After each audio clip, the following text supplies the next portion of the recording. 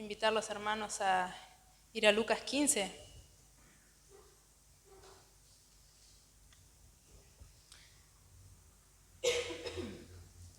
A partir del versículo 11. La voy a leer completa. Dice, y voy a usar NBI porque, aclaro por las dudas, había un par de cositas que se resaltaba o noté más en esta versión que en las otras, así que empiezo. Un hombre tenía 2 hijos, continuó Jesús. El menor de ellos le dijo a su padre, papá, dame lo que me toca de la herencia. Así que el padre repartió sus bienes entre los 2.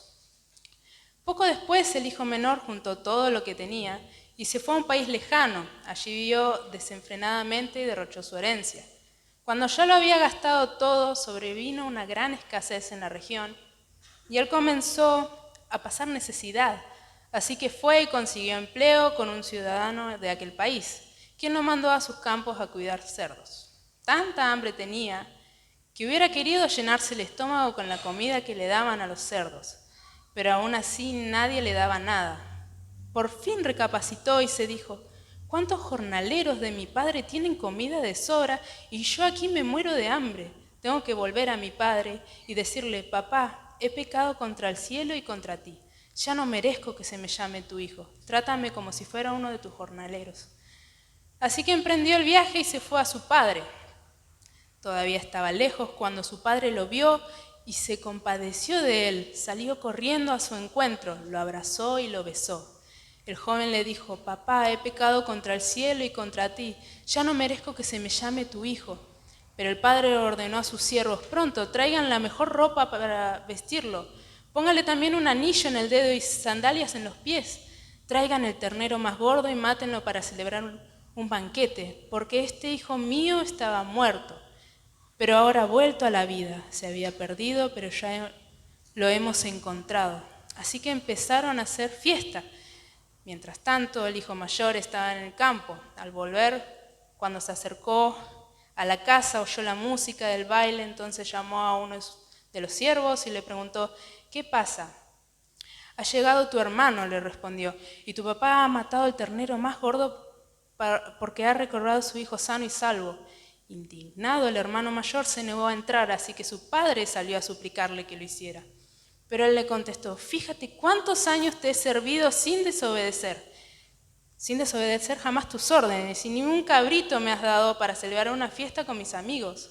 Pero ahora llega ese hijo tuyo que ha despilfarrado tu fortuna con prostitutas y tú mandas matar en su honor al ternero más gordo.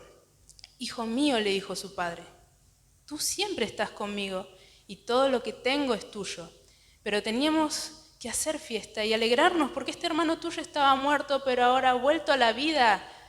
Se había perdido, pero ya lo hemos encontrado. Amén. Y yo empecé a notar un par de características quizás que noté de ambos hermanos. Quizás es una parábola en la que nos identificamos tanto con un hermano como con el otro, ¿no? Generalmente nos identificamos más, los que depende del momento de nuestra vida, quizás más con el hermano menor. Y ahora yo pensaba hablar más del hermano mayor.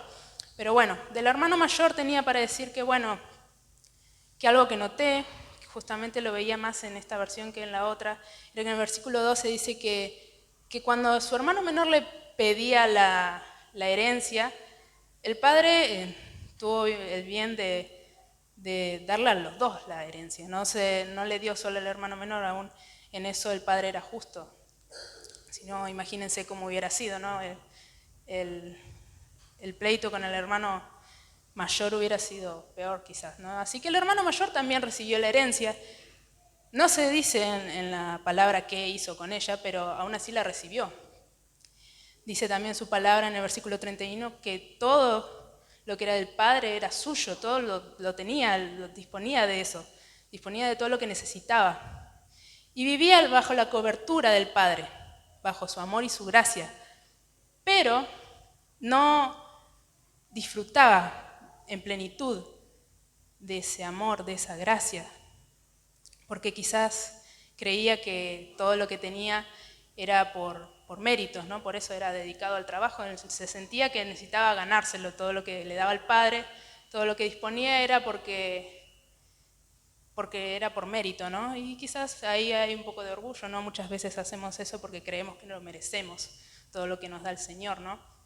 Pero aún el hermano mayor no conocía, se ve, muy bien al padre. En cuanto al hermano menor, también tenemos que conocía las bendiciones y la gracia del padre de cierta manera porque exigió algo que conocía, ¿no? Conocía que el padre tenía herencia para darle, así que él se la exigió. Y se fue y la gastó. Pero cuando se sintió sin contención, cuando se sintió vacío, desesperado porque estaba pasando una necesidad, recordó y reconoció esa gracia que el padre le tenía, ¿no? Cuando estaba ahí en su casa, con la contención que sentía, y hasta recordó que hasta sus jornaleros, los que trabajaban para su padre, tenían hasta de sobra. Entonces él recordó y reconoció esa gracia que tenía el padre, ¿no?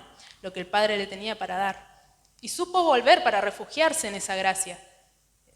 No tuvo en cuenta, y esto no lo tuvo en sus cálculos, el gran amor que sentía el padre por él, que hasta lo esperaba y lo vio de lejos volver, ¿no? Y él esperaba, el hijo menor esperaba volver en sus propios términos, de decirle, bueno, ahora voy a trabajar para vos, para al menos mantenerme, ¿no? No tenía ni idea del gran amor que sentía el padre por él, porque también tenía esta mentalidad del hijo mayor también, que ambos pensaban que era por mérito, que se tenían que ganar lo que el padre les daba, que era por obras lo que el padre les podía otorgar, ese amor, esa gracia, quizás lo que el Señor les podía, para nosotros el Señor, el padre les podía otorgar, era algo que lo tenían que cubrir con obras, que lo tenían que cubrir sus faltas con ello, que sentimos a veces, ¿no?, que estamos en falta con el Señor, pero sabemos, o al menos lo que tenemos que entender nosotros es que no es así, que no se trata de lo que podamos hacer, sino que su gracia es mayor y su amor es mayor para con nosotros. Y es algo que simplemente tenemos que descansar en ello, tenemos que aprender a refugiarnos en ello, sin necesidad de pensar en que bueno, o pensar así como decir, bueno, ya que el Señor me ama tanto, voy y hago lo que quiero, no, tampoco es eso. Ni tampoco es esto de no reconocerla en nuestra vida. Y hay veces que muchas veces somos desagradecidos, quizás no somos lo suficientemente agradecidos con el Señor por su gracia con nosotros, porque muchas veces nos cubre de hasta cosas de que no vemos, ¿no? Perdón. En fin, la conclusión que sacaba de ambos hermanos es que no conocían para nada a su padre, conocían muy poco a su papá, conocían muy poco ese amor del padre, y eso que uno pasaba, vivía con él. Entonces, en cuanto a esto, estaba pensando también y buscaba un ejemplo en la Biblia de alguien que sea una persona que conociera al Señor, que reconozca el obrar en su vida, ¿no?, del Señor, esa gracia que tuvo, por más dificultades que haya pasado, alguien que reconozca en verdad el obrar del Señor en su vida y su gracia para con él. Y pensaba en la vida de José. José también tuvo pleitos con sus hermanos también, curiosamente, pasaron necesidad. Y él supo ser reflejo, ¿no?, reflejar esa gracia y ser un canal de bendición para su familia. Entonces, lo comparaba con el hermano mayor, ¿no? Y veía que, por ejemplo, el hermano mayor era cumplidor en su trabajo, porque aún estaba pasando una fiesta en su casa y él ni se enteró hasta después, ¿no? Y José también era un cumplidor, pero en todo lo que hacía, aún estando en cualquier lado, no solo en el trabajo, sino aún en la cárcel, él era cumplidor. En cuanto a la gracia y el amor del padre para con el hermano mayor, para con él creía que se lo tenía que ganar por mérito, ¿no? Y José, ante la gracia del Señor con él entendía que llegó hasta donde llegó, no por mérito, sino porque su gracia fue la que lo hizo prosperar. Y esto lo podemos ver en Génesis 39, si me quieren acompañar. En Génesis 39, versículos 2 y 3.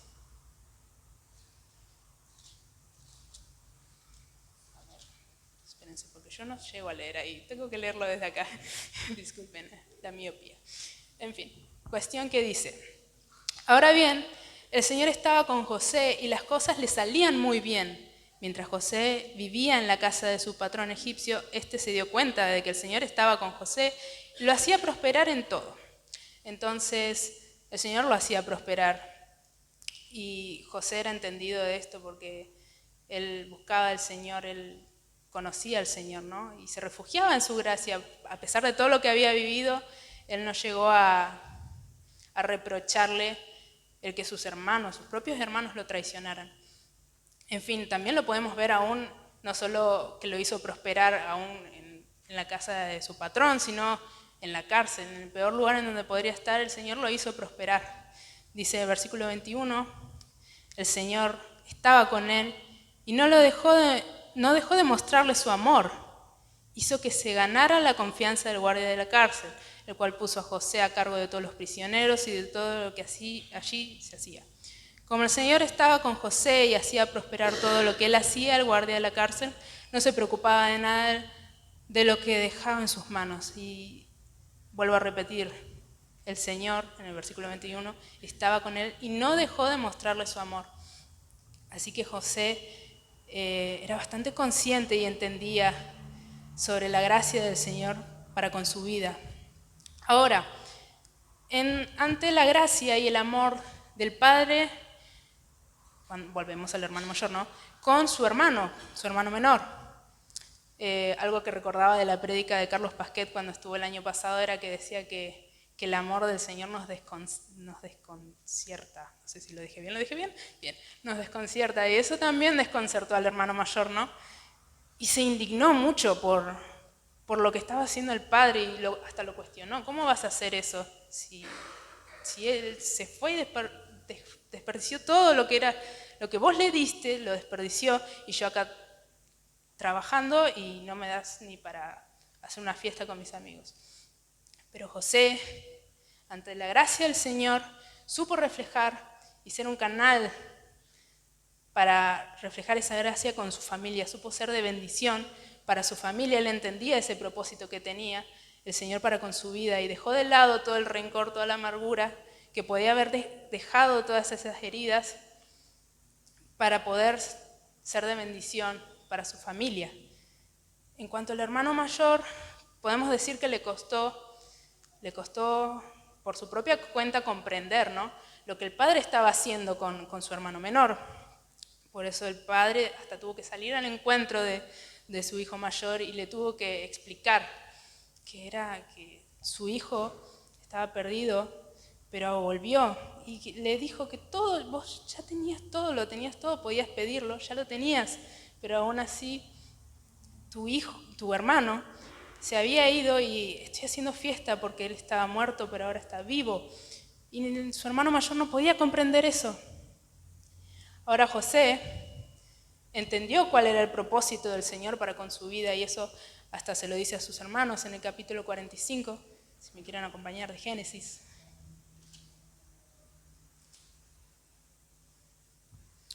A partir del verso 4 dice: no obstante, José insistió: acérquense. Cuando ellos se acercaron, esto es cuando se da a conocer, ¿no?, a sus hermanos. Cuando ellos se acercaron, él añadió: yo soy José, el hermano de ustedes, a quien vendieron a Egipto. Yo me imagino que esto no se lo dijo con ninguna carga de rencor, ¿no? Y sigue diciendo: pero ahora, por favor, no se aflijan más ni se reprochen el haberme vendido, pues en realidad fue Dios quien me mandó delante de ustedes para salvar vidas. Desde hace 2 años la región está sufriendo de hambre y todavía faltan 5 años más en que no habrá siembras ni cosechas. Por eso Dios me envió delante de ustedes para salvarles la vida de manera extraordinaria y de ese modo asegurarles descendencia sobre la tierra. Fue Dios quien me envió aquí y no ustedes. Él me ha puesto como asesor del faraón y administrador de su casa y como gobernador de todo Egipto. Él entendía bien cuál era el propósito que el Señor tenía con su vida, y era justamente guardar las vidas de sus hermanos. En fin, Eh, ahora, en cuanto a esto, yo pienso, ¿no?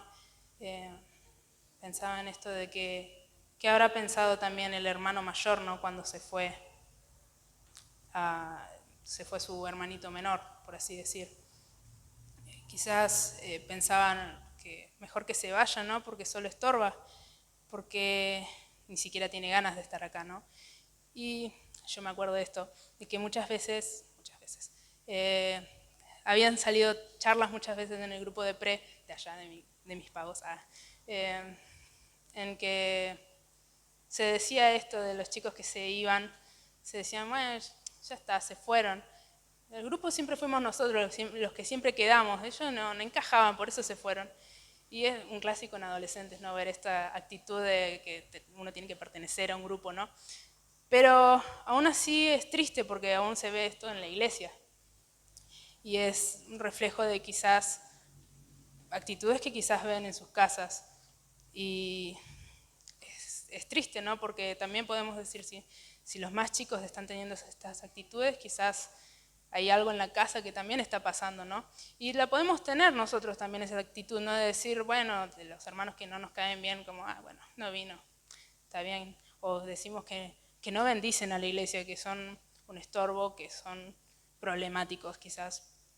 Y terminamos prefiriendo que se vayan. Y con esto hay que tener mucho cuidado, ¿no? Con pensar así de nuestro hermano. Y yo recordaba un versículo que me marcó mucho el año pasado y en parte de este año también es algo que se me viene remarcando. Que está en Proverbios 6, que habla un poco sobre las cosas que aborrece el Señor a partir del versículo 16. Dice, hay 6 cosas que el Señor aborrece y 7 que le son detestables, y hay una lista acá de cosas que el Señor aborrece. Pero con la que más me marcó a mí fue el versículo 19 que dice, el falso testigo que esparce mentiras y el que siembra discordia entre hermanos. Y yo pensaba, para que se siembre es porque viene en forma de semilla. Es algo pequeño que uno no le da quizás importancia. Y son ese clase de comentarios como que no nos o sentimientos que quizás no nos importe, no vino hermano hoy, no nos importa, o no le damos importancia a esas cosas o a comentarios que oímos. Y es algo pequeño quizás, pero que si uno no trata a tiempo, quizás nos empieza a molestar más, empiezan a brotar, por así decir, raíces de amargura quizás, de que no solo nosotros, sino la otra persona también, y que se terminan propagando estos comentarios o chismes, ¿no? Que se comentan entre hermanos por alguien que se fue quizás, o por alguien que se sabe quizás que no está haciendo las cosas como se debe quizás, y uno tiene que ser cuidadoso con eso, y más bien cubrir su vida más que condenar, ¿no? No seamos malos, decía el pastor Carachi hace un tiempo. Entonces, con todo esto, ¿qué actitud uno debe tener? Tenemos que tener la actitud del Padre, ¿no? De reflejar ese amor que espera, ¿no? Ese amor que se duele por la vida, ¿no? Ese amor que abraza, que contiene, y ese amor que llega a desconcertar a la otra persona, que no se lo espera, ¿no? Tenemos que tener la actitud de José, que a pesar de haber sido herido, de que no nos caiga bien quizás, no guardó rencor, sino que supo bendecir a su familia, abrazarla y contenerla. Como decía curiosamente el hijo menor, los hermanos de José estaban pasando por una necesidad en ese momento y necesitaban y buscaron ser sustentados, ser contenidos. Y el hijo menor lo pudo hallar en la casa del padre. Y los hermanos de José, bueno, José. Y es muy curioso el caso de José, la verdad es que es alguien de quien se puede aprender mucho, ¿no? Porque José se dejó utilizar por el Señor, porque lo conocía. Era una persona madura, tanto en el Señor como en todo aspecto, ¿no? Si uno es maduro en el Señor, es maduro en todo aspecto, ¿no? Y comparaba su actitud de madurez con la de los corintios. En el capítulo 3 de Primera de Corintios,